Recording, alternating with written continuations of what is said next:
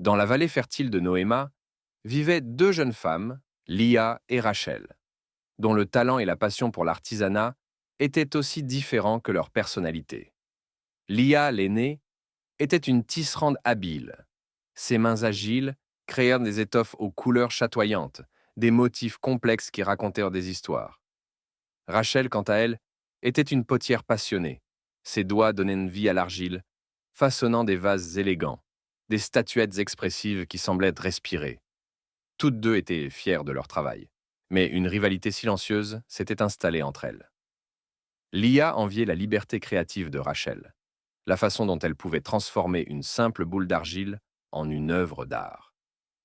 Rachel, de son côté, admirait la patience de Lia, sa capacité à créer des motifs complexes, à tisser des histoires dans ses étoffes.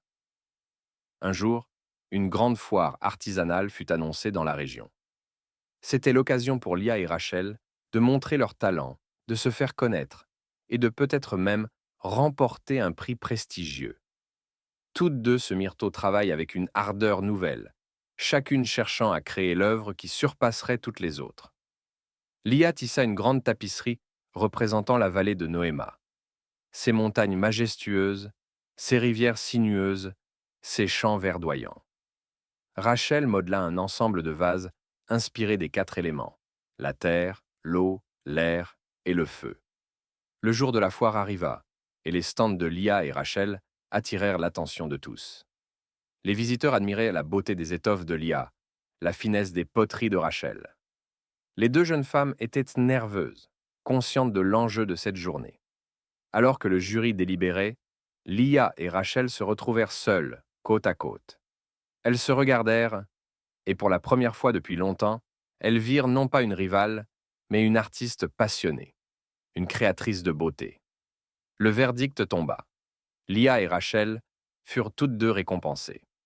Le jury avait été incapable de choisir entre leurs œuvres, reconnaissant la valeur unique de chacune. Ce jour-là, Lia et Rachel comprirent que leur rivalité avait été une source de motivation, les poussant à se dépasser, à explorer de nouvelles techniques, à affiner leur art. Mais elles réalisèrent aussi que leur véritable force résidait dans leur complémentarité, dans leur capacité à créer ensemble un univers de beauté et d'harmonie. Appel à l'action. Comme Lia et Rachel, trouvez votre passion, développez votre talent et n'ayez pas peur de la compétition. Mais surtout, apprenez à reconnaître la valeur des autres, à collaborer, à créer ensemble un monde plus beau. Inspirez-vous de la Genèse. Dans la Genèse, Caïn et Abel, bien que différents, étaient tous deux des créateurs. Leur histoire nous enseigne que la jalousie et la haine ne mènent qu'à la destruction. Choisissez plutôt la voie de l'amour, du partage, de la collaboration. Votre talent est unique, votre contribution est essentielle.